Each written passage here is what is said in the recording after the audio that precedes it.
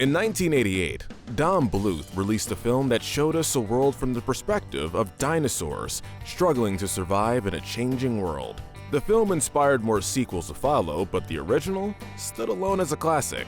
But in this time of little food, harsh conditions, and the chance of being eaten alive at any moment, who is more selfish and who showed themselves as a hero? Hey guys, I'm Brad with Wicked Binge, and this is The Land Before Time, Good to Evil.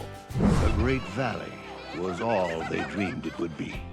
Before we get into it, we want to make it clear that we'll be covering only the first movie. This is for a number of reasons. 1. The original story stands apart as far as the stakes for survival and the original idea of what the Great Valley represents. 2. The darker content, with everything from the story to the color palette. And 3. The later films follow a more kid-friendly formula, being musical and more comedic with their story. While the first film does have some comedic moments, it isn't meant to be lighthearted like the sequels. It's actually pretty grim. All that being said, let's get into it. As we normally do, we'll begin with the most pure-hearted and work our way down. These characters are the good. Starting out with our gold medal of good, we're gonna place Littlefoot's mother. Part of the reason for this is much like our reasoning for placing Poe's mother so high on our list for Kung Fu Panda. Her death, after saving not only her son, but Sarah, has been dubbed one of the most tragic in animation history. Mother? But that isn't the only reason we're ranking her as the most pure. While she was alive, she spent every moment interacting with Littlefoot, teaching him and taking care of him. She tried to make sure her child was able to eat in the rapidly changing environment, taught him about the Great Valley, and explained to him why different dinosaurs didn't play with one another. Even her last words were meant to guide him to a better life, telling him how to get to the Great Valley and comforting him by telling him that she would always be there for him in spirit. Let your heart guide you. Truly, one of the best mothers in animation. We're giving the silver medal of good to Ducky. Yep, that is what it is. Yep.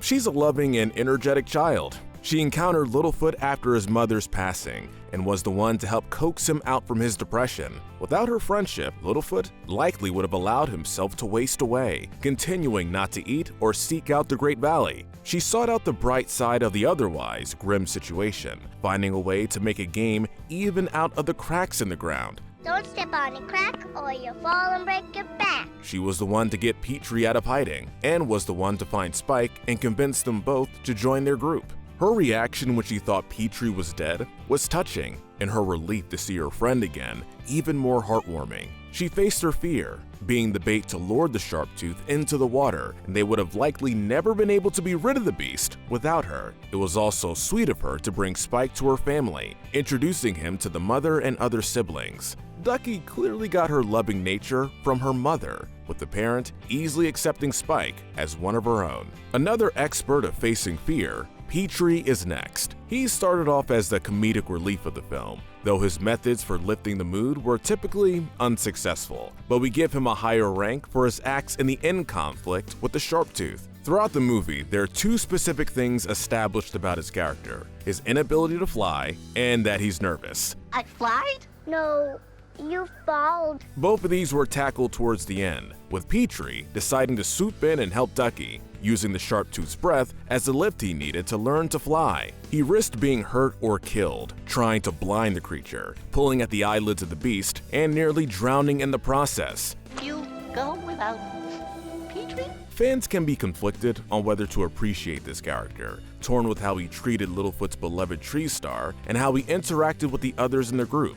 But his actions before they find the Great Valley helps redeem him a great deal. Next, we have the main character, Littlefoot. This poor kid had a very hard time throughout the film. He endured losing his mother, initially being rejected by Sarah after the Earthshake, and had to step in and save his new friends against the Domeheads and Sharptooth more than once. He risked being trapped in tar to get the others to safety, and his strategy helped them be rid of the Sharptooth, noting that the larger creature wouldn't be able to swim out with his scrawny arms. He can't swim with those scrawny arms. He made sure Sarah was able to eat after her pride prevented her from getting leaves with the rest of the group, even letting her believe she did it on her own, and took the time to try and get Petrie to fly as they made their journey to the Great Valley. His temper with Sarah did get in the way a couple of times, and his carelessness playing with the other youth attracted the Sharptooth to them in the first place. but he was very young and clueless to the ways of the world, and always adapted to the new dangers and situations.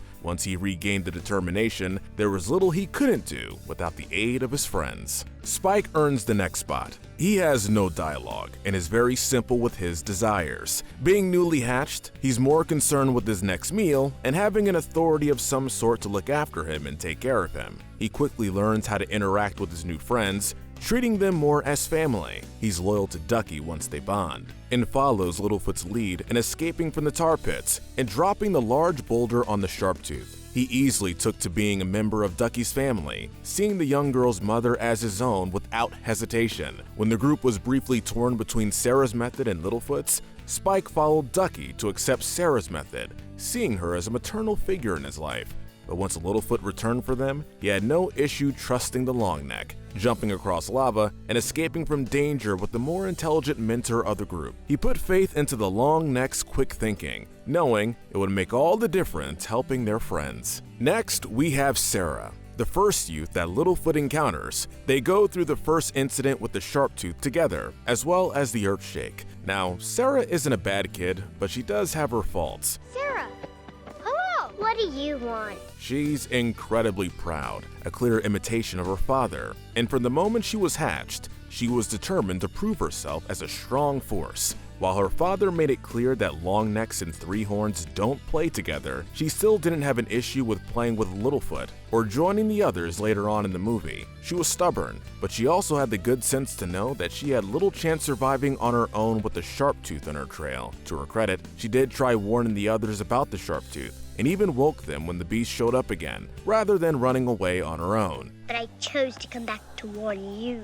She was the added force they needed to drop the Sharptooth in the water, and showed concern over thinking her friends had been killed by the Domeheads. The narrator even makes a note that Sarah was too proud to admit that she led her friends astray, but she showed clear regret over the fact. Her arrogance could be annoying, like her claiming she found the Great Valley and sing-boasting in Littlefoot's face. But she did become attached to the group. I found it! It was tough, after the Earth split, to see her shouting for her parents, having to face likely not seeing her family again. Her determination speaks for itself, as not everyone would be willing to walk into the depths of a crack in the earth to try and find a way onto the other side. But headbutting a Sharptooth, even if you do think it's dead, was not the best idea to have. We'll mention Littlefoot's grandparents next. Separated from their grandson after the Earthshake, they're reunited later in the Great Valley and take him in as their own. They treat him kindly during their brief appearance. They're like his mother, in that they're caring and nurturing, taking the time to be sure Littlefoot was fed and looked after. They don't have much impact directly, but they instilled their teachings in their daughter, who was nothing but a loving parent. With that said, we've completed the good section. Now we enter the more neutral territory. This is the gray area. Daddy Tops was the title given in the credits to Sarah's father. While he wasn't on screen for long, he makes his character clear. He's protective of his children and steps in right away when he sees his daughter with Littlefoot. It is discrimination to deny his child playing with another dinosaur just for being different, but that wasn't just his own line of thinking. Three-Horns never play with Longnecks. Even the narrator points out that before Littlefoot and his friends, different dinosaurs were never allowed to play with one another. Even Littlefoot's mother states that it was just how it was. So it's hard to knock him for that comment alone. We all keep to our own kind. He expresses panic during the Earthshake, seeking out Sarah and shouting for her when the ground splits. He was relieved to see her again in the Great Valley, and it was nice to see this rough exterior dad showing love for his children. Rooter was a character added much later on. After the initial screenings for the film, it was recommended Littlefoot be given a show of comfort and encouragement from someone. He's voiced by the narrator, and while not seen again, he shows sympathy for Littlefoot's plight. Oh, it's not your fault. It's not your mother's fault. We knock him some points because after seeing Littlefoot struggling alone, he left the child alone again. He gave some words of comfort, but they had little effect on our protagonist. Littlefoot continues to be depressed and waste away. That isn't Rooter's fault, and it makes sense that he would have a survival mentality, that a child would slow him down, but he would have made a better impact as a stand-in guardian to get Littlefoot to the Great Valley. With the gray area complete, we now enter the dark side. These characters were only looking out for their own survival. but the fact is they terrorized our protagonist. These are the bad and the evil. The Domeheads are in the silver middle of evil. They attack the children and led the small group of friends being trapped in the tar. They look out for themselves and their need to eat is understandable, but we knock them low due to being a revival to our main cast of characters. They're displayed as vicious and mindless and only have the urge to hunt. It should be no shock that the Sharptooth has been deemed the most evil of this film. He's the ultimate threat, being in various conflicts with the main focus of the story. He finds Sarah and Littlefoot and attacks them without hesitation. The most notable conflict was when he fought Littlefoot's mother. It was a very well done fight and led to one of the most heartbreaking moments in animation. He showed again later after being awoken by Sarah's headbutting, hunting the kids after finding them asleep. He was the focus of the final fight, being lured to the waterhole and having a large rock dropped on him to keep him from being an issue again.